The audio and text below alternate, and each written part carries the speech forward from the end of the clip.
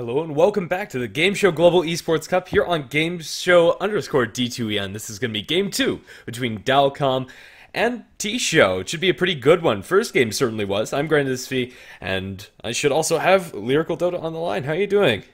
I'm doing pretty good. I'm still hanging around here. Pretty awesome first game, I have to say. You end up going to those 60-minute ones with the refresh orbs coming out from various heroes, the Queen of Pain there, most exceptionally. And I felt like there was just all of these moments where it was so close to being able to turn it back around, but Dalcom did end up coming through with it at the end off the back of a very strong Shadow Fiend play. Early game advantage, being able to take towers quickly, and then one sort of systematic team fight where unfortunately the Aegis ended up expiring on the gyrocopter out of the Dire, and then they were just able to take down 2 Rex. And from there, it always felt like TShow wasn't quite able to catch back up with what they wanted to do. And this time opting to ban on out the Doom, not wanting to face off against him, considering that last time we did see the Doom going the way of TShow, and then the Dalcom did go for a Shadow Fiend on the Radiant side. Yeah, absolutely. And because they have second pick, they don't want to deal with that Doom in any way, shape, or form. Just a lot of priority put on the hero, and for good reason. Even though it didn't win them the game, and I think that the enemy team was very well equipped to deal with the Doom in general, still was able to contribute a lot inside those team fights. But another hero that can do a lot with this super hard single target disable, Winter Wyvern, will be selected by Team Dalcom. A good answer to a lot of the popular meta picks right now. Absolutely. And I think that last time we did end up seeing that hero prioritized banned away, I believe in the second phase, if I'm not mistaken, as the last ban for Dialcom. And this time opting to pick it on up themselves. They're not running, well, they could still run a minus armor draft if they wanted, but as of yet, they haven't shown that that's what they're planning on doing. And interestingly enough, the Shadow Fiend ignored at this point for TShow on the Radiant side, instead opting to go for that Tusk Slardar potentially dual lane, although it is possible to be very versatile in where they want to go. At least one of these heroes is probably going to be heading on up top there and setting themselves up for a potential very big team fight lineup, as well as, I mean, just single target. This sort of versatility is really impressive out of a first 2 picks here, with good stuns as well as good chase and a great potential for bursting down heroes. For sure, and a nice mix of magical and physical damage as well. And in general, I do like how they synergize in the laning stage. If you can snowball the Slardar on top of somebody, if the snowball connects, 9 times out of 10 it's a kill, unless Winter Wyvern's behind them. So maybe that'll dissuade them from going for the dual lane, but regardless, as you said, a very versatile and very good 2 heroes for them to snag for Team Dialcom. Well, let's see what this hero to combo up with the Winter Wyvern's going to be, and they're going to go for the Shadow Fiend themselves. A very comfortable pick for their side, although it is potentially a little bit weaker on the Dire side, so you don't have as easy access to the jungle from the Dire side of the map. It's still incredibly potent, and something that the South American teams in particular are very, very fond of. And something else that the South American teams are very fond of that we haven't seen yet today is the Spirit Breaker, which for now is unbanned and unpicked. Yeah, kind of interesting there. I wouldn't at all be surprised to see him get taken on up here as well. And could be a pretty big. I think that with the Spirit Breaker, probably for the Radiant, it's a little bit too much committed in terms of melee heroes, and you leave yourself a little bit vulnerable when that happens. But it still could definitely work really well, I think, for Dalcom. And you could do it with, not to say that you couldn't do it with Radiant, but it's, you sort of have to deal with that issue to a certain extent. You can't necessarily just run it and then not address the possibility of getting kited. TA is also going to be banned out, as is the Undying and the Ember Spirit, not wanting to run that TA Shadow Fiend matchup, which can be a little bit disastrous if not played perfectly right for the Shadow Fiend, particularly if there's another hero that wants to rotate on into the mid lane and make a gank happen, like a Tusk potentially. Oh yeah, for sure, and that will be something that they protect themselves up against reasonably. The mid lane heroes are still available for TShow, however, like the Wind Ranger is still there, and also there's so many other picks that could be good. But the big 3, the Templar Assassin, Ember Spirit, and Queen of Pain, have been banned at one stage or another inside this game. Another something to keep in mind, Huskar could also show his face this game, although probably not until the 4th and 5th pick. It's something to keep in mind, although maybe not for Team Dalcom. Slardar tends to be very good against Huskar, taking away the limited armor that he has. Yeah, it certainly could be a little bit disastrous if you do end up getting off to like. There's nothing worse than having a Huskar that doesn't have a good start. He just sort of becomes ineffectual in the later stages of the game. But again, this is going to be the last game between these two in this little series here. So wanting to pull out whatever stops they can, and hopefully, for their sake at least, TShow are able to eke on one win from this one. They didn't look like they were like if you think about the sort of whole flow of last game, there was never a situation where they felt like they were making bad fights except for that big one with the gyrocopter down there in the top lane. Like throughout the whole rest of the game, they were making good engagements. They were able to execute well. It just felt like Dilecom's draft was able to deal with it pretty effectively. So I wonder if they're feeling confident in their abilities going into this next one and willing to just play a straight up match. And it looks like they could be with the gyrocopter picked up now as well. Both of these teams are sticking to their guns, and I think that might favor TShow a little bit more, since they have the Slaughter on their side. It synergizes so well with the Shadow Fiend, but also is going to mean that this Gyrocopter's physical damage output is still going to remain relevant for a lot longer until he gets those big damage items, even with just like Sanjin, Yasha, FaZe, and Helm is going to be doing quite a lot. Now Dazzle is another great pick for TShow. Traditionally, Dazzle isn't super great aggressively, although he's able to enable other heroes in order to go super aggro into the enemy side.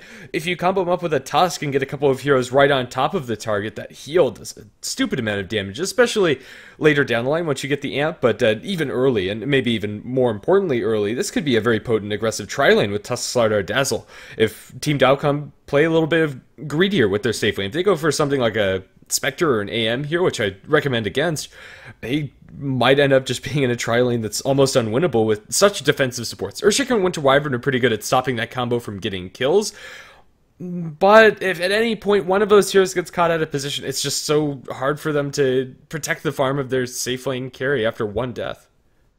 Yeah, and I think also you mentioned that they're capable of stopping those kills. They're capable of stopping like one or two of those kills Yeah. mainly because you have a fissure that you can land on out there. I like the Juggernaut pick, but I'll come back to that in a second. The Cold Embrace on a somewhat decently long cooldown. So if you have Slardar, Dazzle, and Tusk in there, like once you lay down a fissure for Earthshaker, what else can you do? You've basically committed your entire arsenal. You wait back for a couple of seconds until the next creep wave comes on in, and then you have a second sort of salvo that you can throw out there. And with Earthshaker having mana problems in the early stages of the game, it creates huge problems for your ability to run an effective tri lane. And honestly, he's probably going to want to be sitting more in the mid lane, being able to stack for the Shadow Fiend. And if he's not doing that, then being pulled to the top means that the Shadow Fiend's farm is being hurt. I think this Juggernaut pick is going to really help them a lot with those early game problems. A hero that's just going to be able to, Blade Fury away, be able to sustain in lane, have that untargetability as well as sustainability if he takes a point in early healing ward.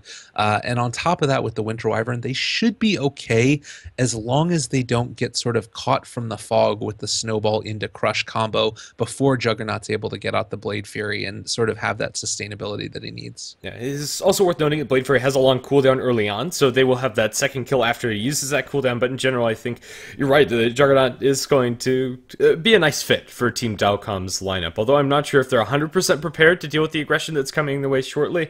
Let's see if they're able to secure the Shadow Fiend a good amount of space in the mid. What do you think they're going to ban here? Probably a Wind Ranger ban, I'd expect, but is there something that's scarier? Oh, apparently not. Wind Ranger was the thing I was going to say too. It's one of the best sort of mid-range heroes. Probably going to see Alina here as well. It's kind of a pick your poison type of lineup, and being able to, I'm imagining it's going to be the Alina, at least with the Quap as well as the Wind Ranger already out of the figure. I mean, occasionally you see like a random Beastmaster, but I feel like that's more Chinese Dota as opposed to other types of stuff. I think that Lina makes the most sense here in terms of your ability to burst down somebody very quickly. You want to be able to do that, combo it on up there with a Yule Scepter as well. I think that makes the most sense, particularly with being able to burst through a Winter Wyvern's Cold Embrace. Oh, yeah. Now, the other option as well is to sort of be able to run something a little bit more funky where you catch them off guard. I talked about the Beastmaster. That's the only other hero that I think could make a big difference because of the Roar and how effective that might be against a Juggernaut or a Shadow Fiend. It's going to be a Batrider. Huh. This is a very interesting pick. There are so many heroes in this game that could be going offlane, and it looks like The Slardar Tusker is still going to be going in that offlane role. A mid-bat is something that I haven't seen for the longest of times. The other option, of course, is to put the Gyrocopter mid, the Slardar's safe lane farmer, and then have the Bat Rider in the offlane.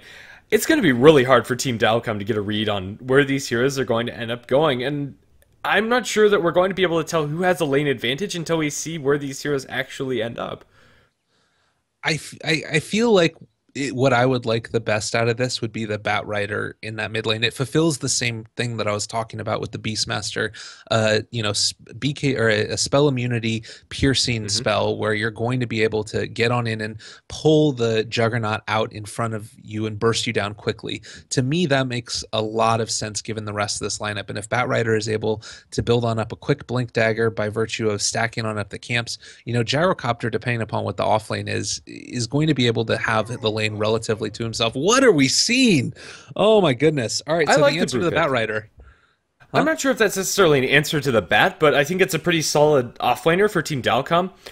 The issue I have with the Bat Rider in mid lane is that it's a very easy matchup for the Shadow Fiend in general. After nerfs that were forever ago, I'm talking like TI3, post TI3, when Bat Rider's base damage got reduced, his presence against the SF is almost nothing. But yeah, this Brewmaster pick is something that I haven't seen for a long time, and I'm a little bit excited to see it. I'll be honest, Brewmaster's a lot of fun to watch, and right now, although the lockdown is definitely there and the damage to focus down, the Brew is also there to stop him from getting off the split.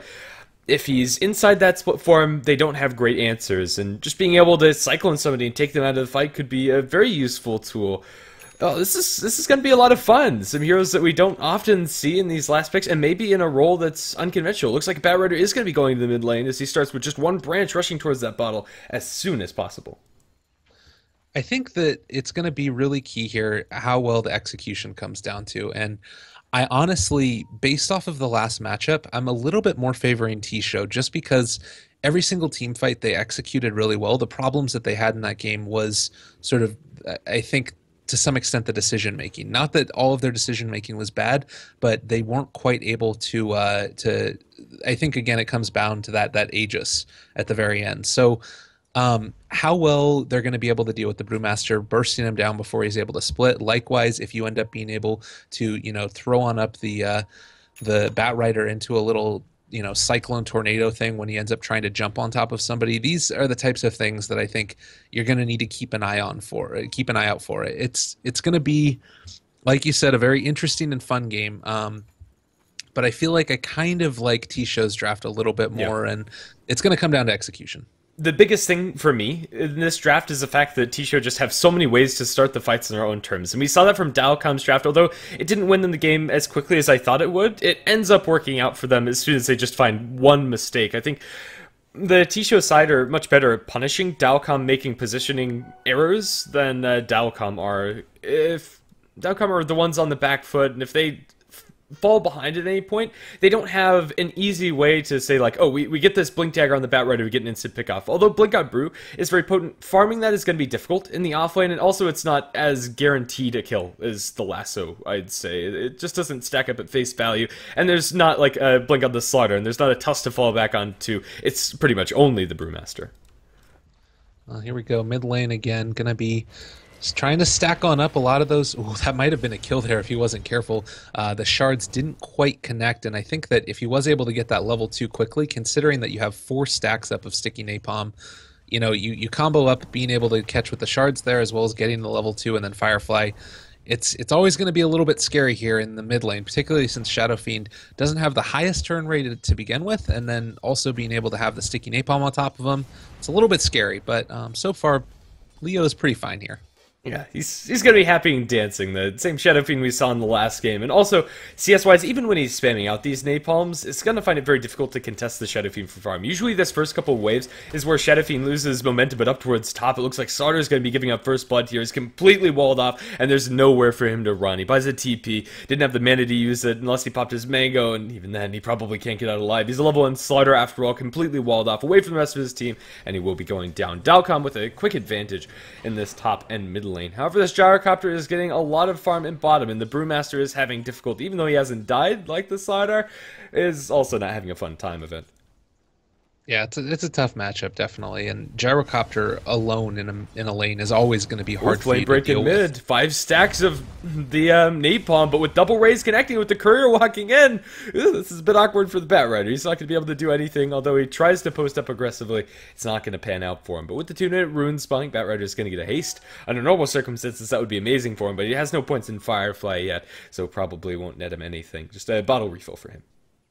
Absolutely. And making sure that he's going to be able to get pretty good positioning for soaking up as much of this experience as he possibly can. Because when you get 6, it's always a little bit dangerous with a Batrider in tow. And potentially with the possibility of Tusk rotating in again, you need to be really, really careful. But going to see a couple of stacks coming on out now as well.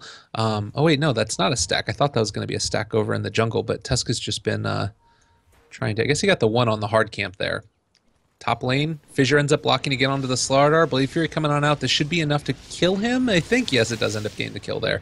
So another 2 quick kills. Yeah, both on this Slardar. He's having a pretty poor offlane, unfortunately for him. The power of Fissure plus the spin from the Juggernaut is pretty ridiculous. And even just Arctic Burn and Rundown, they have a lot of ways to set up for that Blade Fury damage, which at this point in the game is not something any hero can really deal with. Yeah, it's just too much damage coming out. And, you know, consistently we've seen the change in the way that Juggernauts build their skill build. And it's sort of harkening back to what it was a long time ago where you max on out that Blade Fury and you just sort of burst people down in the early game. It's pretty great as well because, you know, being able to lower that cooldown helps a lot as well. 18 seconds at the last level. The damage is massive. It's all good things coming out from maxing out that spell.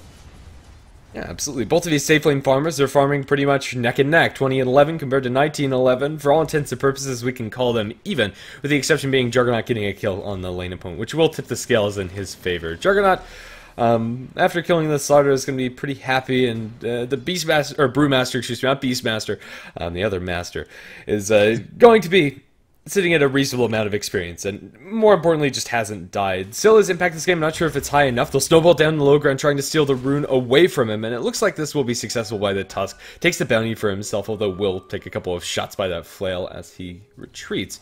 Invis rune on the Shadow Fiend, however. This could be a kill onto Batrider, but not a lot of mana on this SF, so I don't think that's actually going to happen. He need to pop his wand charges right now. It's just being juked by the Batrider. There is no lasso. Raze connects, and the right click's there. The Batrider just stays way too close for too long, and couldn't quite find a way out to safety. The Shadow Fiend just gets on top of him, and unfortunately for him, that's not something he can come back from. Yeah, absolutely. And sitting up here as well, we've got the Earthshaker ready to lay something down. Does end up walking away, realizing that not really enough of an angle there to be able to take out the Dazzle. Plus, of course, there's always the chance of being able to lay down the Grave. Just going to come on over here and farm himself a Slardar again, because that's what they're doing in this lane as the Slardar ends up dying yet again. One last right click from the Winter Wyvern, and that kill is just too easy.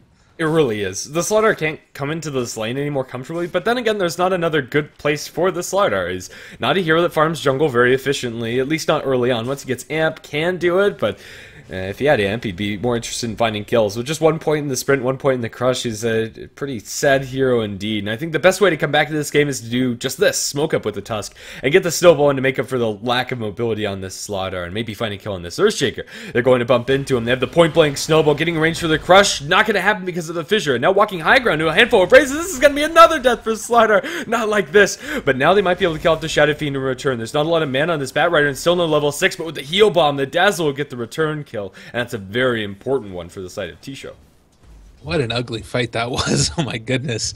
They did end up finally getting a pick off there, so that helps them a lot, but you kind of wonder if maybe you would have been able to lay the shards down to block the entrance. It would have been able to, you know, have a little bit more, but nonetheless, both sides end up coming away with it. I think relatively more favored towards TShow, but, you know, it's one of those situations where if you're sort of caught unawares about what's going to end up happening. Both sides neither expected to run into a hero. Their top lane, they are going to be able to catch the Winter Wyvern. Yeah. Right clicks. Now with the spin, Juggernaut trying to run away should be successful. Winter Wyvern tanked like 3 tower shots. Looks like she was looking somewhere else on the map and just gets caught up by the snowball. That's very important for the Slardar. The biggest issue for TShow with that last exchange is that Slardar doesn't get the experience for it. But now is up to level 4 out of nowhere. Is looking pretty reasonable for an offlaner. In fact, is neck and neck with the Brewmaster, with a double creep wave also pushing in under his tower. When the offlaner leaves like that, the natural response to it is just to push down their tower, put as much pressure as possible. But Slardar is going to benefit from it in his is now, after 4 deaths, in a very admirable spot, although still, is sad that he's died 4 times, can still contribute, as we've just seen. Absolutely. Running on in now, we do see that Dazzle is on the right side of the fissure this time around, should be able to grave himself if things go absolutely terribly. But in the meantime, Batrider was able to take on out that quad stack. Did not leave any extra EXP for Dazzle, but he's already level 5, so he's kind of in an okay spot as is. Would love to be able to see some type of rotation, and immediately do see it. Tusket's here, as is Slardar, and they might be going for a second round, but with this ward up on the high ground, they might be able to know that this is going on. Well, it's just outside of range for now, so might be able to make something happen here with this level 8 on the Batrider. It's a very interesting ward. Even though the sentry's in range for it, and I believe they do spot it out, they know it's there now, that ward doesn't know about the smoke, and they're going to walk high ground this time around with Snowball onto 3. Then the Batrider last will hold him in place, although Fisher's going to delay the damage. It looks like he's going to go down just the same. Turns for Raze, and a second Raze will connect, but not lethal. 4 heroes in the mid lane will very easily bring down the Shadow Fiend, but at that point, is it worth it? The Juggernaut's getting so much free space and free damage on the tower, and Brewmaster also getting a lot of XP. It's nice to keep the Shadow Fiend down, but they're still getting something in trade across the map, even though Shadow Fiend is having a less than optimal time. If they kill off this Juggernaut, that could be a completely different story. Omni Slash kills off the Slaughter, and now the Juggernaut should be able to walk out of there freely. Those were some pretty unfortunate bounces for the Slaughter, but there really wasn't much else to go towards. Easy kill. Yeah, nicely done. I think that it probably was worth it before that point, because you weren't really going to be able to survive in this lane anyways. But as soon as there's, no creep wave there, it's just so deadly to be standing solo against a Juggernaut like that. Another couple of right clicks down on this tower here. Shadow Fiend level 8 is going to be trying to build towards, I would imagine, some other bigger type of item at this point. Doesn't have treads yet, so to me that seems to be the safer option, considering he's already been ganked a couple times. 2 and 2 is what he's sitting at right now. But I think that probably he's not going to be comfortable moving out until he gets a Sanjin Yashi again or something like a Mechanism. He probably just wants to keep farming. Yeah, probably. I think Mechanism's the item you generally see from Shadow Fiend if they're pooling this much gold. This could also be a blink for him. We saw earlier just the Sanjin Yashi rush. I don't think that's bad either. No matter what it is, commit some of your gold, unless it is just going to be a very fast blink dagger. This is a bit greedy to be pooling so much money inside the bank. Although his net worth is looking pretty good, his effective items are less than that of the Batrider, who has that full blink dagger and is ready to go. He has himself that flaming lasso and wants to go for a kill, and maybe they'll find it up towards top, but this smoke was spotted out by a dire illusion of the Earthshaker, and it's being pinged. I don't think this is going to work, at least not for the top lane, at least not for the mid lane. If they know they've been spotted, maybe even swing down for the Brewmaster, but are they really confident enough in going for this Juggernaut kill? He's a very hard sell when you have the Winter Wyvern behind him with the Curse and the Earthshaker's Fissure. And right now it looks like they're defensively postured enough, although they have the Gyrocopter in the lane. This is interesting. I'm not sure if I like that TShow continue going for this. Maybe they expect the illusion not to have spotted them? Yeah, potentially. There it is, Firefly. Blink Dagger going to be able to get the initiation as well as a whole heck of a lot of burst.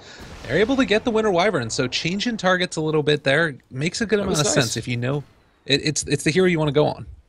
Yeah, for sure. If the Winter's Curse comes out, it's a very easy counter initiation for Dilecom. If they try to go for the Gyrocopter, just good recognition of where the enemy supports would be. And that was without vision. The ward that was placed is very fresh as they get that right after the kill. So that was just good play by the Batrider in general. And the first issue of Blink Dagger will successfully get them a kill, although maybe not the one they wanted. Down towards bottom lane split. They want to go onto the Slaughter. They're bringing heroes in force. They have a Fissure to follow up after the boulder, and it looks like it is going to land him into a Cyclone. Perched down to the ground. Do they quite have the damage to kill off the Slaughter? Another boulder toss and a couple more right clicks, they will. Brewmaster's back in his normal form. They have the Curse onto the Gyrocopter. They're trickling in one by one, TShow. Rocket Barrage damage on the Earthshaker is going to drop him low, but the Gyrocopter is the one to die. And Dilecom get a huge exchange. That really can't be understated how important that is for their team, as they get the safe lane farmer and the Slaughter who desperately wants to farm up his Blink.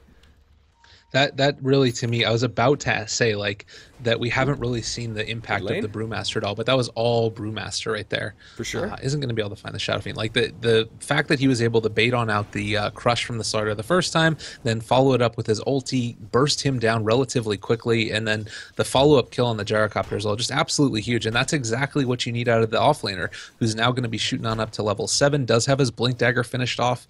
He's ready to go.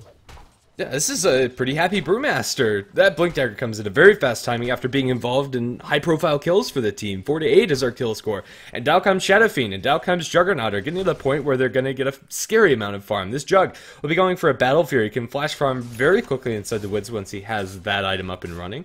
And probably a little bit faster than his Gyrocopter, who's itemizing more to fight now with the Drums, Aquila, and Phase Boots. Although still, will use his Black End to take out a couple of these large stacks.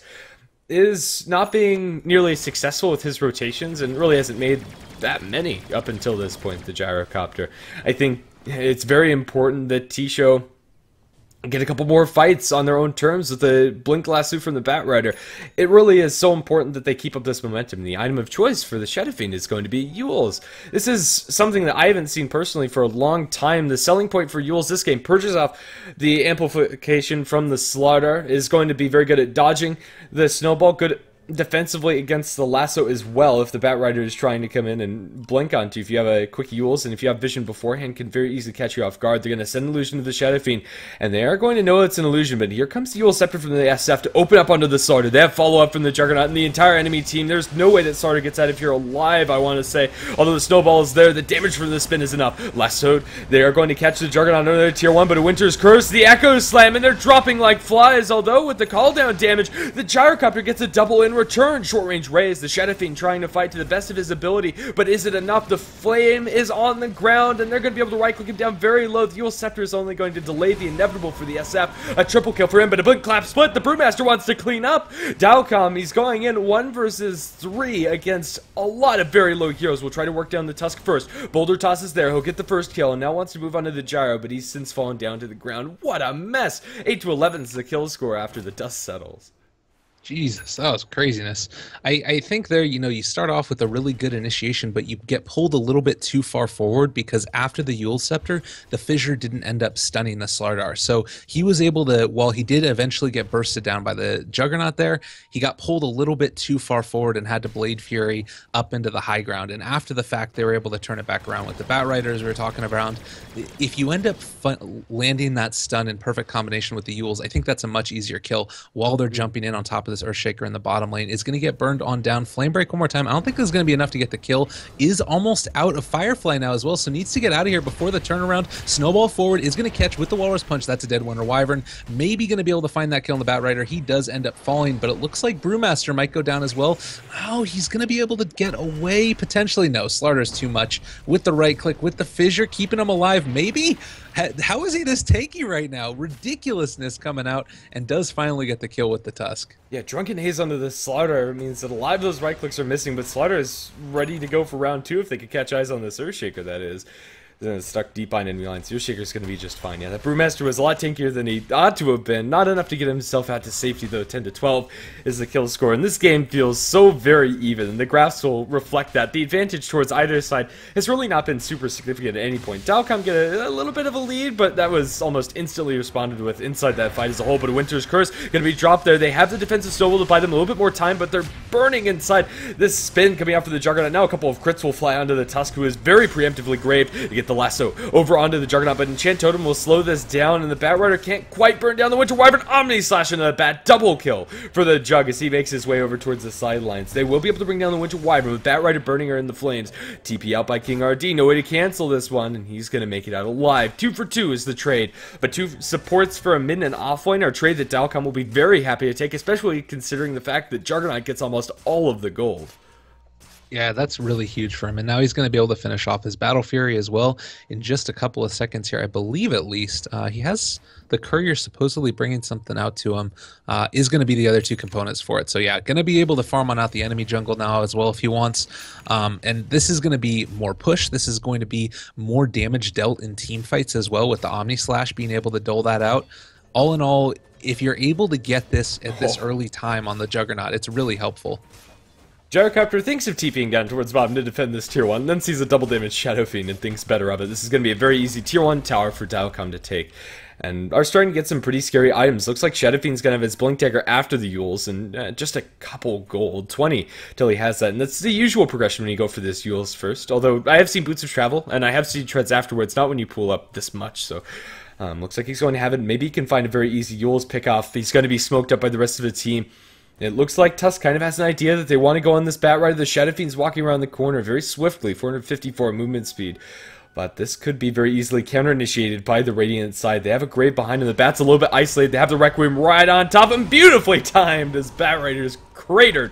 The Dazzle's going to be jumped on by the Brewmaster, and there's no way to get out of here. No TP's going to save you. They have the Cyclone. And this is going to be 2 kills for Dilecom, although it does cost them quite heavily in the ultimate department. It's something they're willing to do. In mid lane, the Earthshaker is going to be tangoing with the Tusk.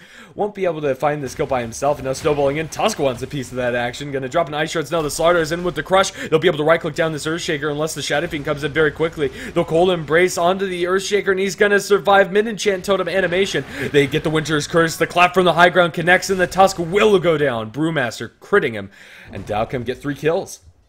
That was such an unfortunate little combination of events right there. After the Dazzle ended up going down, the Gyrocopter didn't have a TP to come down to the tier 2 to fight, and the only other person was the Tusk that you saw there in the mid lane. Earthshaker able to find the initiation point, and as the TPs come in, they turn it back around. The Cold Embrace just barely saving him. It's just, they're seeming to be firing on all cylinders right now. Dilecom rotating to defend their teammates. There's good communication. They're able to find the initiation again, and that's, I think, the biggest thing is they're able to consistently make good use of their smokes. They're able to, with this really great vision they've been able to get as well, find the heroes in the jungle. And I think that vision has been the story of this game through both of them. Initiation on the Earthshaker. There's not really any way out of here alive. He's amped up and will be crushed down. Inside the fire will burn. Stick charges won't save your life, although it is close. The Juggernaut's coming in swiftly, but not swift enough. So it is just going to be that Earthshaker pickoff after all. It's not that the Bat Rider's not finding initiations or anything, but his threat level inside these fights isn't nearly as close to his lane opponent, the Shadow Fiend. If this was an off-lane bat, you'd say he's doing an amazing job, but they are relying almost exclusively on this Gyrocopter to deal the damage inside the fights, and the only engagement where the Gyrocopter's really been impactful is that dive on the tier 1 tower, and his call down was amazing there, but I haven't seen the Gyrocopter be involved in anything super significant after the fact. This Gyro kind of needs to group up with the team, I want to say, or else they're just going to lose the war of attrition because of how fast a Battle Fury Jug and a Shadow Fiend farm naturally. Yeah, absolutely. It places a lot of pressure on him. He needs to be doing pretty much everything. And I think that you're right to some extent. They do probably need to try and group up and team fight. Of course, the problem if you do end up doing that too much, he needs to farm too. Like it's terrible for him. Like he needs to, as you said, do everything. And the Gyrocopter right now just can't. There's not enough gyro to go around, and maybe there's not enough gyro to defend against this Roshan with the double damage on the Shadow Fiend with the healing ward sustaining everybody up. They're gonna take this down in just a matter of seconds. Dilecom get a free second life for one of their heroes. Looks like Juggernaut will be the main benefactor as he takes the Aegis. Yep, and not going to be really any concern for him going down with the triple stack of Ancients right here as well. He's in a very, very comfortable spot. Does have the Yasha as well as the Aegis and the Battle Fury there, and almost were able to catch the Bat Rider, but he does end up blinking away, thankfully, before they find him. But they're taking over the jungle now, and this is not what you want to happen. Thankfully, as well, the Gyrocopter able to take over theirs in return. So good recognition there. This is going to mean that the Gyrocopter is going to have a Sanjin Yasha. Hopefully now that they have this, they're going to be able to fight, but it kind of does feel like you might want to wait for BKB before they really apply the pressure. Yeah, for sure. The good news for them is that Shadow Fiend has gone for a very initiation-centric build and doesn't have a lot of stats. So the Shadow Fiend definitely can be brought down, but if he's allowed to freely jump into the fight and get a Requiem on a single target, that starts the engagement 4 versus 5 so very easily if somebody gets caught out of position. I think this build is still great for the Shadow Fiend, but it's not great if he's the one to get jumped. And if they get a lasso on him, that could very easily be a one fight for them. They'll lose the tier 2 tower. Now the Bat Rider is going to lay down some fire. Continuing for this push seems to be an impossibility, but yeah, Dilecom just have a massive amount of control on this map that isn't really something easily dislodged by TShow. And Dilecom are under no pressure to end this game. They're super happy if this goes late. Earthshaker and Winter Wyvern is the supporting duo if you want to take late game engagements because of how powerful their initiating tools are. And right now, we don't have the Blink or Glimmer or Force on them yet, but once they have those mobility tools, it's going to be absolutely terrifying to take fights. The Force Staff is up for the Bat Rider. This is Bat Rider's core here. The Boots of Travel, the Blink Dagger, the Force Staff, it's all up. Can he do enough with it? I think they need to smoke. They need to find pickoffs or else they're just going to be out-farmed. It's so very hard if you're on the TShow side right now to be on this map. Really good D-warding here coming out from Dazzle as well. I think you're right again about the pickoffs. It's sort of moved past the point where I feel like they can team fight into this lineup, considering you got Brutalty, you got Requiem, you've got Earthshaker, you've got Winter Wyvern, as well as Omni Slash with the Battle Fury on top of it. Just it seems like there's too much to take a 5-on-5 engagement, but they can definitely find the pickoffs. That being said, we're going to be seeing a pickoff in just a second on the gyrocopter. Or maybe on the Shadow Fiend. The gyro down towards bottom is going to be split upon. They're going on two fronts right now, and it looks like the gyrocopter is going to be the first one to fall. The Shadow Fiend is going to drop. The Death Requiem takes the slaughter with him, and the gyrocopter will be punched down. Both teams will lose a carry on either side, but with the Death Requiem taking down the slaughter, it will slightly tip the scales towards Dilecom's side, but that was a really good jump by both teams, recognizing that those carries were out alone, and it ends up being a lot closer than it otherwise would have been.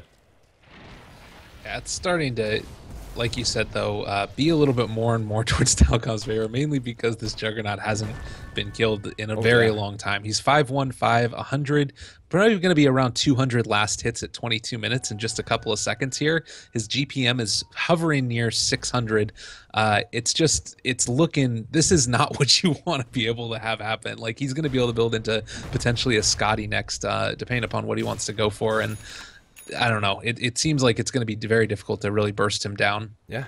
Scotty, Butterfly, Basher, take your choice, Juggernaut. You can build pretty much whatever item because you're doing so well this game that I think that he has the appropriate help. The Dazzle's, again, going to D-Ward. This is really nice for King RD to flush out all of these aggressive wards that have been placed down in the woods, or at least a majority of them. Still one remains for Dilecom, but yeah. Even though this Juggernaut is super far ahead, it's not like the Gyrocopter is farming poorly. If we take a look at the raw CS numbers, the issue is that there's also the Shadow Fiend that's super fat for Dilecom, and the fact that the rest of the heroes, although very good for these pickoff and initiations with the Slaughter and the Bat Rider, are not very good for taking down towers, or at least not nearly as good as Dilecom, so he doesn't have that gold to fall back on as well. And it looks like Gyrocopter is going to go for a Scotty, but maybe a Lincoln Sphere for him. I'm not exactly sure. It's probably just a necessary evil for him. BKB is almost mandatory, but then again, BKB doesn't save you against the likes of Winter Wyvern's Curse, and you just need like 6 slots in this Gyrocopter. He needs to do too much, and it seems that he's settled on just the jack-of-all-trade items, like the Eye of Scotty, the Sanji Yasha, that are good in most situations, but not stellar at any. Dilecom are going to farm an enemy stack of Ancients now. That's huge. I mean, it's not the largest stack I've ever seen, but Gyrocopter needs that acceleration, but it's not something he's going to find. It's now in Juggernaut's pocket. A little bit unfortunate there that ends up happening. We do have the ultimate orb on the Gyrocopter now, so going to be building to build potentially a little bit of a bigger item here as well. Could be Scotty. It seems to probably make the most sense there. I don't imagine he's going to disassemble the Sanjin Yasha, but he needs that extra survivability, particularly now that Juggernaut has level 3 ulti.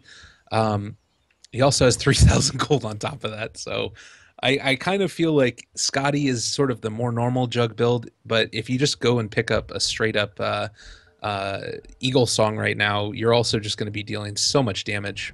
His Aegis has expired, so he is going to be running without that second life, but still his first life is absolutely terrifying. The Dazzle's Weave is going to be applied to them, and they have a lot of minus armor. They're going to look for a lasso, but Batrider can't quite find it, and it looks like he thought better of it, but now they're going to get jumped. The Blink Bruce split onto the Gyrocopter with the Force Staff away is going to be pretty deep behind enemy lines, but gets Omni Slash. They can't stand the cleave from the Omni Slash. Echo Slam, and Earthshaker kills off the Tusk. Clean 2 kills for Dilecom that are unanswered, and I don't think they have enough remaining in the tank, even if they go for a lasso right now. They're going to throw this Slaughter up in the air. He's had the fight for so long, and more than enough time for them to take out this tier 2 tower. The Gyrocopter should have been safe, but they can chase him to the ends of the earth because he's the only thing that really matters inside these fights. If TShow aren't finding the initiations, which is what their itemization has been angled towards. They're going to try to cancel a TP, can't quite do it. The Shadow Fiend has made his way back towards mid. That hurts. That was the play right there. Like, that was how you salvage that engagement, is by being able to find a pick off right as everybody else is TPing away, but just a couple of seconds too late. And like in those initiations, if you're able to find one more pick off at the end and maybe accelerate a Tusk or a Slaughter into their next items, might have been able to be enough gold to finish off the mechanism, then you have a chance in the next team fight. But you're just sort of losing those 2 heroes and a tower for nothing at this point. BKB's finished on several different heroes, and all of a sudden all that magical damage coming out from the Bat Rider is to a large extent negated. So you can still bring them on back, but are you going to be able to burst them down? That's the question. And starting to feel like it could be no, certainly not out of it. Oh god, Shadow Fiend jumping away, no problem.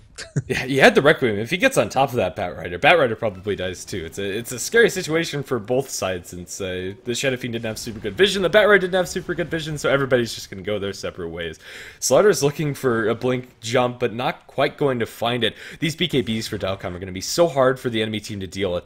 The Slaughter's amp damage, in theory, gives them a good amount of physical DPS, but they don't have a Jug or a Shadow Fiend or something to benefit from that massively. Gyrocopter's damage tends to be a little bit more spread out inside the fights, especially considering his build being very defensive and very stat heavy in nature. If this item builds on the Juggernaut, Omni Slash is still enough of a damage droid for him to be able to contribute, but the Gyrocopter can't do anything against these magic immune targets, and they're going to farm another stack of Ancients on the enemy side. They need this gold, and they just can't find it. This is so sad for them. With the magic immune on the Shadow Fiend and the Juggernaut, they can probably just push high ground. I mean, it's a 10k net worth lead for EXP or for gold, and then EXP it's also 10k. I don't think that there's anything that they're afraid of right now because, oh god, there's the Echo Slam. Jump on in, is going to be able to catch on out this Dazzle. He is going to grave himself at the end of the day. Follow up with the Brew Split. They're going to be able to catch down this Bat Rider, separate him from the rest of the herd. Does keeping alive that Earthshaker a little bit longer as well with the Winter Wyvern. Turn around the Curse. They're lifting him on up. BKB popped as well as the Requiem. The Slardar is going to just get destroyed. A couple more raises tossed on out on top of that Gyrocopter, but at the end of the day, 2 heroes dead. A lot expended, but I think it's still worth it for Dilecom. You know what? I don't think I'll ever get tired of seeing Yule's Requiem combo. I've seen it so many times. It used to be like all the rage, but just so satisfying to watch a hero pop. Like, I'm not sure what it is. Maybe that makes me a bad caster, a little bit biased, but you know what? It's satisfying. They're going to try to get something on a retreat. They're walking up high ground into a Jug. He has Omni Slash. The Invis, oh, let's see. They're not going to decide to go for it. The Gyrocopter as well as the Bat Rider a little further away, but now Blink clap onto the Gyrocopter. He's split away from the Bat Rider. Omni Slash into the back kills him off, and the creep wave with him, but more importantly the Bat.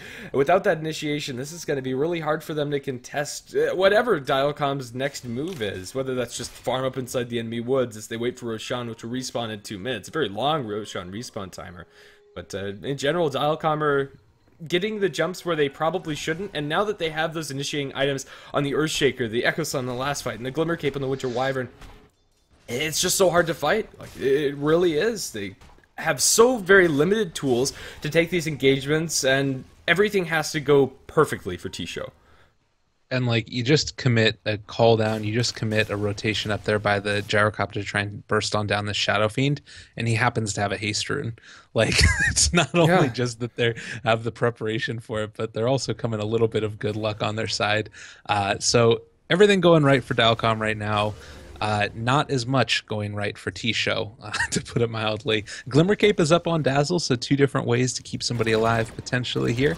Gyrocopter's still trying to build into that Scotty. If he's able to get enough gold for it, is sort of working his way closer and closer. And maybe, just maybe, if you're able to find the perfect pickoff, you can turn this one back around and into their favor. We did see last time that a really solid couple of team fights, they were able to turn around what we thought was going to be an insurmountable lead, but it still does look like a big ask. Yeah, it really is, and the pressure isn't necessarily on the Gyrocopter. Even though he's the one that needs to deal the damage, it has to be these other heroes to back him up, so the Gyrocopter is able to stand in the middle of the fight, because right now he's just getting ripped apart. You need to have the defensive play from the supports in particular on point. That last fight, the Dazzle is forced to Grave and Glimmer himself. He gets out, sure, but if Grave and Glimmer is being used to save your Dazzle, it doesn't really mean much. You know, Dilecom are going to wait out for this next Roshan. They're going to be sitting here for a while. It is close to max, just a couple of seconds short. But eventually, they'll get it. Earthshaker is going to serve as the ward. It's going to drop so quickly once it's up with this Juggernaut's damage output. Even without any super huge damage items, they'll just stack up so nicely with this natural kit. Roshan's up. They're going to rotate in towards it. I don't think that the Radiant team are going to fight it, even though in theory they have heroes that are good at fighting in such close quarters. Well, the Sigil is going to slow it down at least a little bit.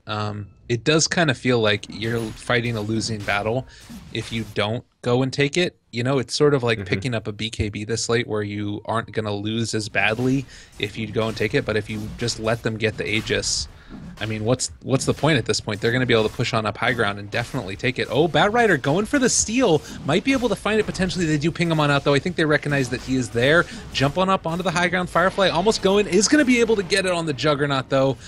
and immediately the Bat Rider is decimated. He has to go for that play, right? You were talking about it earlier. If they just give up the Roshan, that's just like rolling over and dying in front of Dilecom. Pretty much conceding that they lose the next fight. Batrider has no buyback. It's going to be a really hard defense for them. But it was close to working out. We still saw the issue here. The damage is immense. That Batrider dropped in just a couple of seconds. And really good awareness by the Shaker. Even though they didn't have perfect vision on the Bat, just throwing a couple stuns here and there made it almost impossible for him to find that jump. The Gyrocopter as well as the Slider up towards top. The Yule's combo on the Slider. I've seen the story. Oh no. It doesn't end well for the Slider, and the TP by the Gyrocopter is cancelled. He has no way out of here alive to raise this connect. It takes him a while to kill him. He is fairly tanky, but not nearly tanky enough. A double kill for the Shadow Fiend is inside the base. The Juggernaut's working down there high ground. And it feels like TShow, the Tuscan Dazzle, just can't do anything. There's no buybacks available for the Radiant.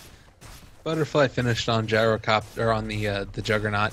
This is just about as close to GG as you can possibly get without actually saying it. Yeah, for sure. He has a level 3 Omni Slash. He's ready to jump on top of anybody that ends up coming to contest him. The healing ward isn't back up right now, but there is no ability to take him out of the fight, because even if you do try and catch him with the flaming lasso, he's got spin, he's also got cold embrace nearby. They need to take out the Winter Wyvern first, and already the tower ends up falling. Another set of racks soon to follow. They're waiting for the Gyrocopter to get back up, but it's going to already be 2 sets of racks by that point, and I don't think that they stop there. They might have to play a little bit more defensively because the Shadow Fiend's down towards bottom lane isn't with them right now. But he has the Boots of Travel available should they find an initiation. Let's see if the Batrider can catch somebody on the retreat. The answer is no. He doesn't even go for it. TShow have lost 2 barracks. I've seen them fight in last game against the 2 barracks disadvantage, but I'm not sure if they quite have the team for it this run around. Now, last game they had more than just the Gyrocopter to fall back on when it comes to their damage output. And the I don't know. Gyrocopter isn't doing it. He's tanky, sure, but to what end? Well, you think about last game, it was the Doom that really ended up being a huge component there, who was able to take somebody out of the fight without exposing himself to a ton of damage, because, you know, he's able to Doom and then just sort of walk away a little bit and be relatively tanky, provide those auras. This time around, it's the Batrider who, while you can take somebody out of the fight, it's not extended like the Doom is. And also, you have to expose yourself to the right clicks that are coming out from this squad that is just able to burst you down so quickly with either Omni Slash or just the straight up damage they're dealing. So I think that that's really the big difference in this fight in terms of trying to defend the base. So looks like we are going to see the Gyrocopter fall here potentially. No, he's going to TP away. Okay. Wise decision. Yeah, for sure. Shadow Fiend had the invis. If he knew that he was there, he might have even been able to spot him out. The Shadow Fiend's gone for his Shivas. Under normal circumstances, has he got Requiem for this creep wave? No, of course not. He's just going to probably do nothing and save the invis for initiation. But this is mostly a pure utility Shadow Fiend. He's still doing quite a lot of right-click damage, don't get me wrong, but it's all about that Requiem. And that is the tool that Dilecom has at starting these fights 4 versus 5. The timing's been near perfect, and the only ways that they have to cancel it are the Batrider's lasso as well as the Tusk's punch, and they just can't get close enough when he's going for these combos. And this is the 3rd rack, so they're going to get a Blink Crush onto the Juggernaut, but he has Aegis, and this Aegis of the Immortal is going to be remaining for about a minute, more than enough for them to take the racks. They need to fight, and they need to fight now. Right, there's the call down. Going to be able to catch there as well, but not really hitting onto anybody as they're just creating that little bit of separation. Slaughter lifted up into the air, separated from the rest of the herd. No ability for him to jump forward. Well, there's a nice snowball as well as a Walrus Punch, followed up onto Juggernaut, but the Omni Slash is coming out. Gyrocopter as well as the Batrider soon to fall. They were able to catch onto the Shadow Fiend with the Flaming Lasso, but it's not enough. No Grave expended either. There is the Requiem on top of the Slaughter. He's going to fall. Dazzle gets out. Grave uncasted. Glimmer Cape used, and the final barracks is going to fall. GG ends up getting called, and Dilecom take it 2-0. Poor Slaughter. These last 4 fights have been Slaughter getting Requiemed, and there's nothing, absolutely nothing he could have done about it. That's going to be a very clean victory for Dilecom, a lot more convincing than game number 1. It really felt like the draft coming out from TShow was reliant on getting those pickoffs and maintaining momentum after the Blink Dagger on the Slaughter and the Blink Dagger on the Batrider. The pickoffs just never went their way. The Shadow Fiend and the Juggernaut, for the most part, were unanswered. Collectively, they died 5 times this game. Not that much. The Shadow Fiend, because he's playing very flashy and very aggressively. But you know what? Team Dilecom are going to be able to take this 2-0. That's impressive. Under normal circumstances, TShow usually put up a much more convincing fight. But Dilecom were looking really solid in their play today. You know what I think it is that they didn't end up using their team tag. That's probably the big decider here. Probably. I Yeah. think they won all of their lanes, like every single one of them, and you can't. It's so hard to come back from that in this patch. That's pretty much what I think as well. Yeah, absolutely. Well, thanks for tuning in. That's going to be the only series for the American region of the Game Show Global Esports Cup today here on GameShow_D2N. I've been Grant SV, and he's been Lyrical Dota. You can find us on Twitter under both of those names if you like the casting. It would mean a lot if you do follow us, and we'll keep you up to date where we're going live and when. And in general, just what we think of the scene. We'll be moving on to more Game Show games tomorrow, so stick around. We'll be live on this channel and probably GameShow_D2N_2 as well. Should be a lot of fun. Thanks for tuning in. See you later, guys.